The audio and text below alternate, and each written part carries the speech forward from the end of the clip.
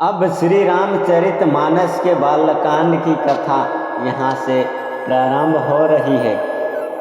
इस कथा की निर्विघ्न समाप्ति हो इसलिए बाबा गोस्वामी जी आरंभ में मंगलाचरण के द्वारा भगवान श्री गणेश का ध्यान कर रहे हैं। अतः आप लोग भी हाथ में हाथ जोड़कर अपने हृदय में परमात्मा को बैठाकर ध्यान करें। गोस्वामी तुलसीदास जी ग्रंथ की निर्विघ्न समाप्ति हेतु मंगलाचरण स्वरूप श्री गणेश व माता सरस्वती जी का वंदन करते हैं। आइए बाबा गोस्वामी जी की मंगलाचरण के विषय में कुछ विचार करते हैं।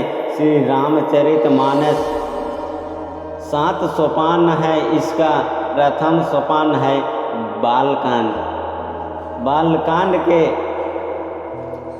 प्रथम में 7 ही मंत्र लिखे गए हैं। बाबा जी ने 7 मंत्र ही क्यों लिखे? दूसरी बात, गोस्वामी जी का संकल्प भाषा करने का है तो ग्रंथ के आदि में संस्कृत क्यों लिखा? इसका एक अभिप्राय ऐसा है कि गोस्वामी जी ने श्री रामचरितमानस के 7 कांड लिखे हैं, इसलिए प्रथम में 7 ही मंत्र लिखे हैं। मानो एक एक कांड के एक एक मंत्र दिए हैं। दूसरी बात, रामायण के एक ऐसा ग्रंथ है, रामायण एक ऐसा ग्रंथ है कि सप्ताह के 7 दिनों में से किसी भी दिन इसका प्रारंभ कर सकते हैं और कोई चौकस दिन ऐसा उसके लिए नहीं है। किसी भी दिन श्री राम कथा का प्रारंभ हो सकती है। तीसरी बात, श्री राम कथा की चौपाइयाँ बाबा जी ने इस प्रकार लिखी है। इसे शास्त्रीय संगीत के किसी भी राग में गा सकते हैं। संगीत में 7 स्वर होते हैं, उसी प्रकार 7 मंत्र भी हैं। चौथी बात, श्री राम अवतार 10 अवतार एवं 7वां अवतार है, इसलिए 7 ही मंत्र लिखे हैं। पांचवी बात, श्री राम की 7वीं राशि तुला होने पर 7 मंत्र लिखे गए हैं। छठी बात, 7 मंत्र लिखे हो, कारण कोई भी हो, पर बाबा जी ने 7 ही मंत्र लिखे हैं। उन्होंने पहले मंत्र में गणपति और सरस्वती जी की वंदना किया है। उन्होंने पहले मंत्र में गणपति और सरस्वती जी की वंदना किया। बाबा जी ने सोचा संस्कृत देववाणी है, अतः उसे मंगल का रूप जाना है, अर्थात भाषा में 6 लक्षण में संस्कृत ही चाहिए। मन में शंका उत्पन्न होती है कि बाबा गोस्वामी तुलसीदास श्री राम भक्त थे या सर्वविदित है। फिर उन्होंने मानस की रचना को ना तो र अक्षर से प्रारंभ किया, ना समाप्ति ही किया। ऐसा सुना जाता है कि भगवान श्री रामचंद्र जी के अनन्य उपासक के द्वारा श्री रामचरितमानस विश्व प्रसिद्ध ग्रंथ की रचना ना तो राम अक्षर से प्रारंभ हुई और ना ही समाप्ति ही। ऐसा देखकर अनेक मानस प्रेमियों के मन में भ्रम होना स्वाभाविक है, परंतु गुरुता के आधार पर देखने से ज्ञात होता है कि उन्होंने मानस का प्रारंभ और समाप्ति वाकार अर्थात वा अक्षर से किया, क्योंकि जिस देवता की वंदना उन्होंने प्रारंभ में किया है उन दोनों वाणी विनायक का वाकार ही बीज है। इसी से उन्होंने अपने ग्रंथ का प्रारंभ और अंत से ही किया है। दूसरी बात यह है कि मानस एक वैष्णव ग्रंथ है तथा इसके रचनाकार भी वैष्णव है, इसलिए वैष्णव शब्द के प्रथमाक्षर वा से गोस्वामी जी अपने ग्रंथ का श्री गणेश करते हैं। और समाप्ति भी यहाँ एक बात और ध्यान देने योग्य है कि गोस्वामी जी वाल्मीकि जी के अवतार माने जाते हैं, ऐसा स्पष्ट मिला है। स्वभाव है कि गोस्वामी जी ने गुप्त रूप से अपने नाम को व्यक्त करने के लिए शब्द वा का प्रयोग करते हुए मानस की रचना से प्रारंभ और अंत में वा अक्षर ही रखा। ऐसा लगता है कि तुलसीदास जी ने जब कलम ली तब रामचरितमानस में पहला शब्द भी वा से होती है। पहला शब्द लिखा वर्ण रामचरितमानस की शुरुआत वा अक्षर से ही होती है और समाप्ति भी वा से ही होती है। इसी तरह अक्षर की शुरुआत मंगलाचरण से होती है और वा अक्षर से समाप्ति भी होती है। पहला शब्द वर्ण और अंतिम शब्द मानव, इन दोनों शब्दों के बीच संपूर्ण रामचरितमानस का उल्लेख हुआ है। एक और अभिप्राय है कि कितना सुंदर समन्वय बाबा गोस्वामी जी ने किया है। भविष्य में श्री रामचरितमानस के ग्रंथ पर ब्राह्मण लोग यह कहेंगे कि इस पर हमारा अधिकार है, या क्षत्रिय लोग कहेंगे कि श्री राम रघुवंश के थे, इसलिए श्री राम कथा पर हमारा अधिकार है। अनेक लोग कहेंगे कि रुपये हम खर्च करते हैं, कथा का आयोजन हम करवाते हैं, इसलिए रामायण पर हमारा अधिकार होगा। शूद्र लोग कहेंगे कि श्री राम हमारी झोपड़ियों में घूमते थे, इसलिए रामायण पर हमारा अधिकार है। इसी तरह आने वाले समय में भी भिन्न भिन्न वर्णों के लोग श्री राम कथा पर अपना अधिकार ना करें, उन सबके बीच कलह उत्पन्न ना हो, इसलिए बाबा गोस्वामी जी ने कहा है कि यह रामचरितमानस के ग्रंथ का वर्णन ब्राह्मण नहीं, क्षत्रिय नहीं, वणिक नहीं, शूद्र भी नहीं, बल्कि मेरी राम कथा का वर्ण केवल मानव है। और जो मानव कहलाने के लिए भगवान मानव बनने के लिए तैयार हो, ऐसा कोई भी व्यक्ति क्यों ना हो, श्री राम कथा का अधिकारी है, फिर वह भारतीय हो या विदेशी। गोस्वामी जी रामचरितमानस द्वारा एक सच्चा मानव तैयार करना है। कहने का तात्पर्य है श्री राम कथा का वर्ण मानव है, कोई भी मानव इस ग्रंथ का अधिकारी है। जिस तरह भगवान श्री राम ने सबको स्वीकार किया, वैसे ही इस ग्रंथ ने सबको स्वीकार किया है।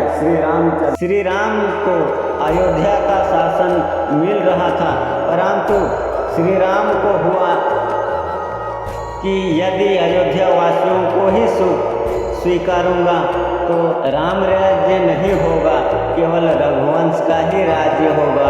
इसलिए अवध से बाहर जाना चाहिए, जिसको अब तक किसी ने नहीं स्वीकारा है।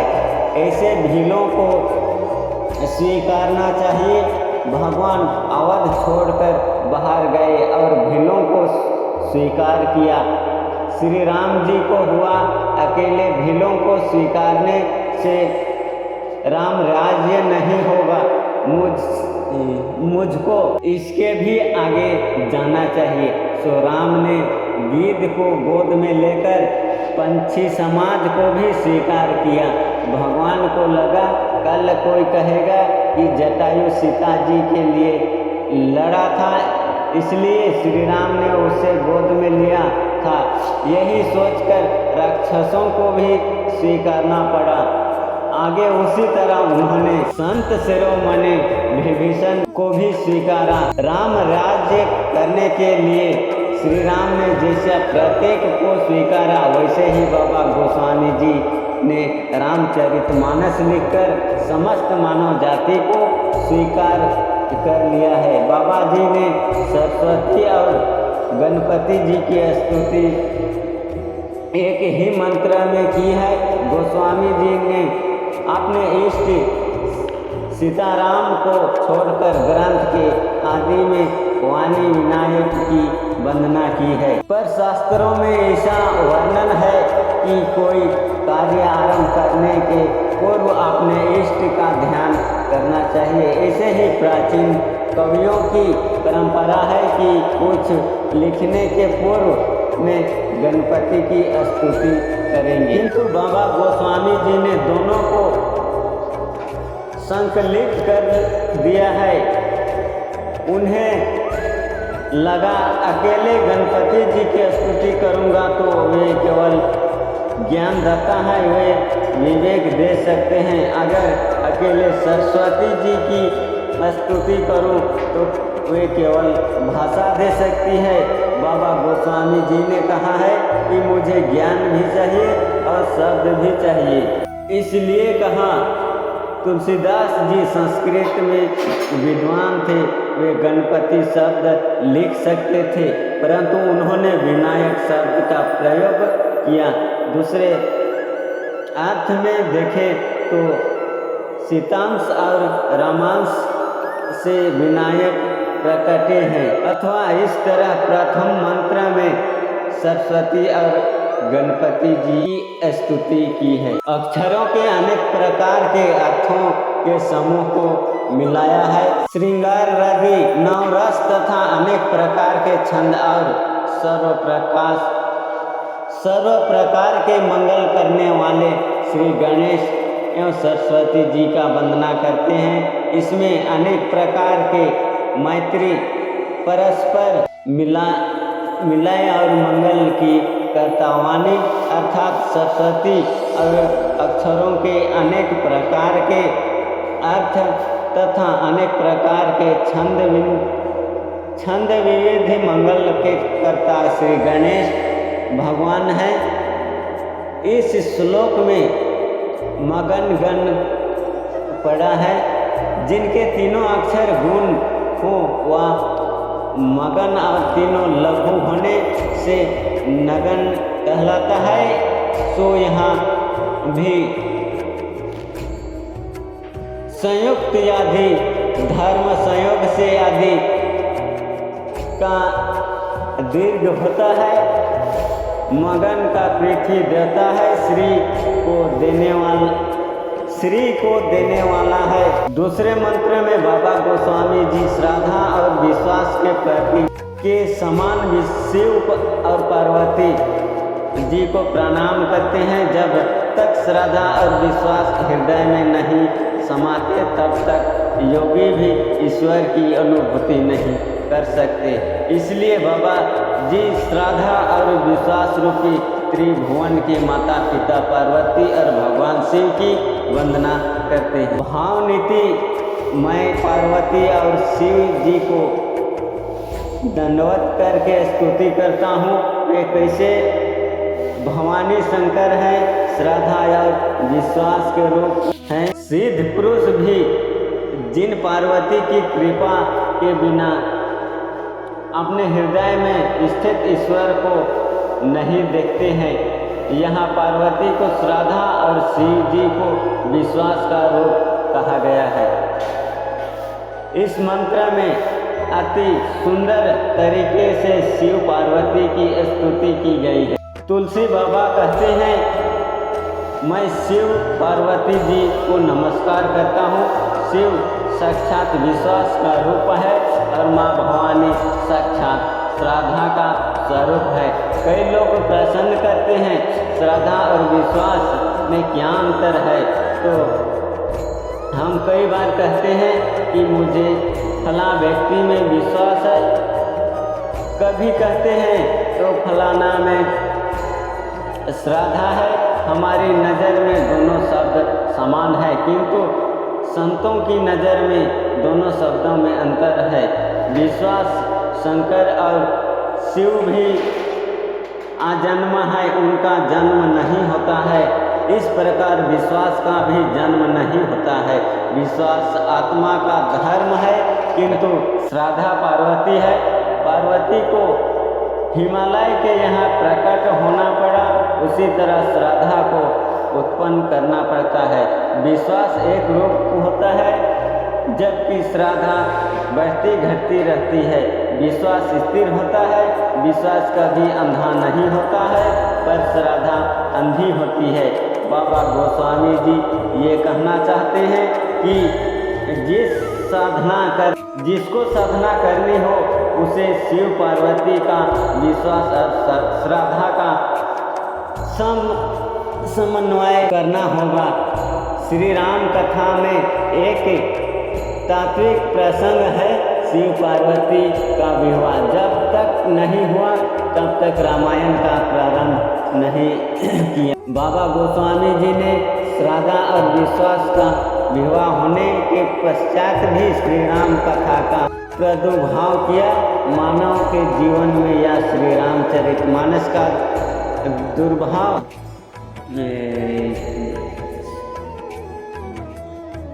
गलत हुआ है जगह, प्रादुर्भाव तब ही होगा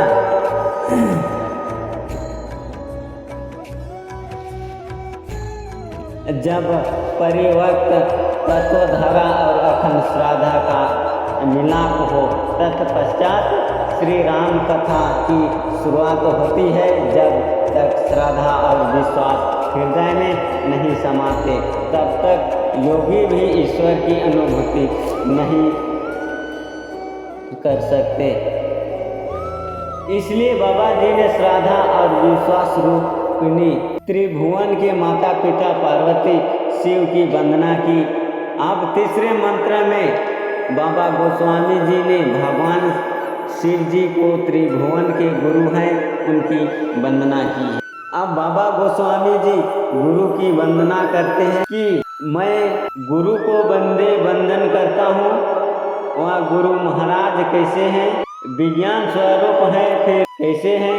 नित्य है, जरा कल्याण रूप है, अर्थात साक्षात शिव रूप है, जिसके आश्रित होकर टेढ़ा चंद्रमा भी सब स्थानों में उदित होता है। तात्पर्य यह है कि द्वितीय चंद्रमा वक्र है, परंतु शिव जी ने अपने मस्तक पर धारण कर लिया है। इसके कारण से इसको सब कोई नमस्कार करता है। ऐसे ही गोस्वामी जी कहते हैं, मेरी कविता भी टेढ़ी है, परंतु गुरु के आश्रित होने से वंदनीय होगी। गुरु के आश्रित होने से वंदनीय होगी। भगवान शिव की शरण में सच्चे हृदय से समर्पित हो जाने में हमारे सारे दुर्गुण सद्गुण में परिवर्तित हो जाएंगे। वलिया लुटेरा प्रभु शरण में जाकर वाल्मीकि बन गया। अपना अच्छा बुरा सच्चा झूठा भी सभी को समर्पित कर दो, उसका साथ थामो, वह परमात्मा तुम्हारा हाथ थाम लेगा। वह तो मेरी और तुम्हारी बाह पकड़ने को तैयार है, पर एक बार प्रेम से बाह पकड़ कर तो देखो। इस संसार में आवागमन की छुट्टी हो जाएगी। जिसको परमात्मा को हाथ पकड़वाना है वह सावधान, बड़ी श्रद्धा से आप सब लोग बोले। इस प्रकार शिव की स्तुति की है। आगे आप चौथे मंत्र में बाबा गोस्वामी जी श्री सीताराम के गुण रूपी पवित्र जल में संदेह विहार करने वाले आदि कवि वाल्मीकि जी और हनुमान जी के चरण में प्रणाम करते हैं। गुरु जी की वंदना करने के पश्चात महर्षि वाल्मीकि और महावीर जी की वंदना करते हैं। मैं महर्षि वाल्मीकि और महावीर जी की वंदना करता हूँ। यह दोनों कैसे महात्मा है जो आगे बताया।